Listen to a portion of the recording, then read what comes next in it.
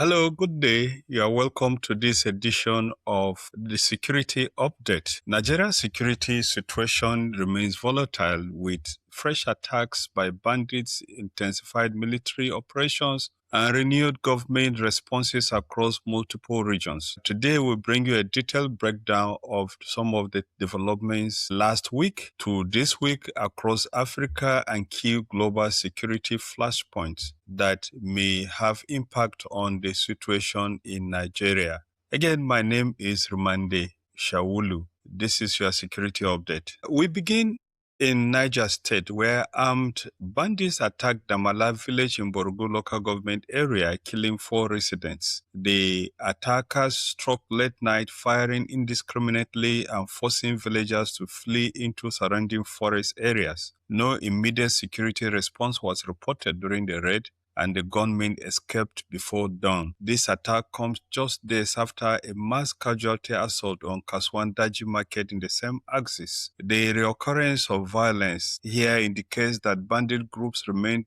deeply entrenched despite previous and ongoing military development. It also raises questions about sustainability of the security presence in vast rural terrains. This is not an isolated incident, but remains part of a broad pattern of rural terror in north-central Nigeria, as well as the northeast and the northwest of Nigeria. Meanwhile, in Kogi State, joint police and military forces launched a large-scale air-supported operation targeting bandit camps across forested areas. Security agencies said several hideouts were destroyed and multiple suspects neutralized, though exact casualty figures have not been officially disclosed. Kogi State recently became a center of attack and has increasingly become a strategic corridor linking armed groups from Niger, Kwara, Ondo, and Edo states. This marks a shift towards intelligence-driven interagency cooperations rather than isolated patrols by security agencies. However, analysts warn that pressure armed groups often regroup after such offensives, and sometimes they go to revenge on people and communities that they think may have invited the military. The success of this operation will be measured by whether the attacks in Kogi State reduce or they increase, or whether in the coming days there will be further attacks along that axis. In Kaduna State, police arrested suspected bandits in Chikun Local Government Area and recovered 65 stolen cattle. The suspects were tracked following a series of livestock raids on farming communities. Cattle rustling, of course, has remained a major source of income for armed groups in Nigeria. By recovering the animals, police disrupted an important financial lifeline for bandits. While no fatalities were reported in this operation, the economic impact of livestock theft is often devastating for rural communities, and oftentimes owners of cattle and cattle headers go to take vengeance on communities which they accuse of stealing their livestock. It appears that there's a new development that the security agencies are going after cattle rustlers. Authorities said investigations are ongoing to identify wider networks. Despite this success, however, cattle rustling continues to fuel conflicts across Kaduna and neighboring states. Also, in the Middle Belt region of Nigeria, Nigerian troops raided kidnappers' hideouts in Plateau State and killed several suspects as well as recover weapons. The hideout was reportedly used to hold abducted victims. The raid followed actionable intelligence on an active kidnapping network.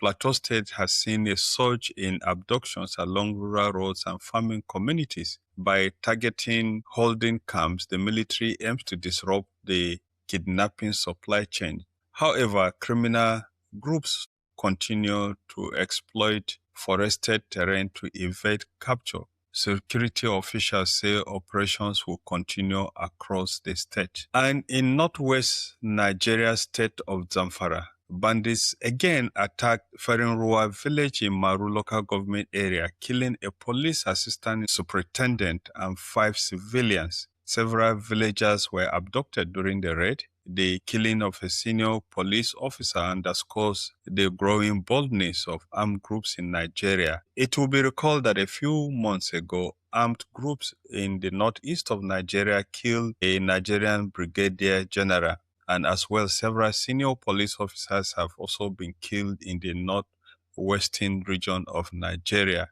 Zamfara remains one of the most violent states plagued by long-running banditry, kidnappings, and attacks on communities. Zamfara State is also rich in gold, and it is believed that part of the crisis in the area may be fueled by the blood gold that is being mined by foreign groups, interests, and even the bandits, some of whom are said to have been hired by the foreign or interests that are involved in the mines in Zamfara State. And turning to Africa, Somali forces supported by international partners killed 29 Al-Shabaab fighters in the Middle Shabelle region. The militants were reportedly preparing to attack civilians. Vehicles and weapons were destroyed during the operation. Al-Shabaab has waged an insurgency for nearly 2 decades. And while this was a tactical success, analysts warn that the group often retaliates after such attacks. In Tanzania, human rights groups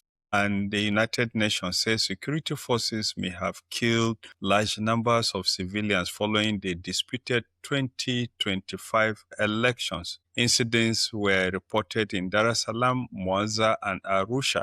The government says it acted to restore order while opposition figures allege extrajudicial killings. The crisis reflects rising political repression in parts of East Africa and other parts of Africa. It will be recalled that recently in Cameroon, there were protests on the street and several of the protesters were said to have been arrested.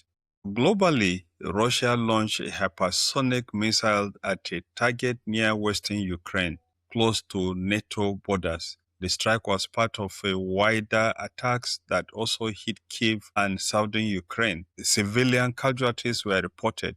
The use of hypersonic weapons signals a dangerous escalation in the war now in its 4th year. And to Iran, where demonstrations have been going on for the last 18 days as at today, Wednesday, the protests have transformed from being protests against the degrading economic situation in Iran to calls for end of the rule of the mullahs in that country.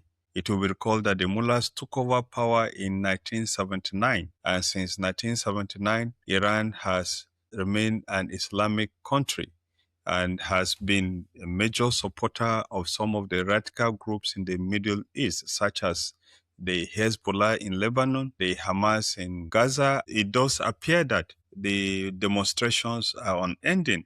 Some reports indicate that several thousands of people have been killed. The Iranian government is said to have admitted that 5,000 people have been killed. Some reports say 20,000 people may have been killed. And in the last hours, the United States of America is preparing to intervene in the situation in Iran. Whether the intervention will lead to the end of the rule of the mullahs or will result in other forms of compromise that may keep the mullahs still in power but ensure that there is some form of liberal opening in the country is yet to be known. And in Germany, extremist sabotage of cables plunged 100,000 people in Berlin into darkness. It was the country's worst blackout since the World War II. No one was killed, but the incident exposed major infrastructural vulnerabilities. Authorities are reassessing security around critical systems. Of recent, the government in Berlin appears to have increased its security awareness, increasing its intervention in Europe and talking tough as well as providing support for the Ukrainians in the war with Russia. Across Nigeria, Africa, and the world today, incidents show how security threats are increasingly interconnected, from rural banditry and insurgency to cyber and infrastructural attacks. We'll continue to track these developments and bring you verified updates. My name is Rimamnde Shawulu. This is your update.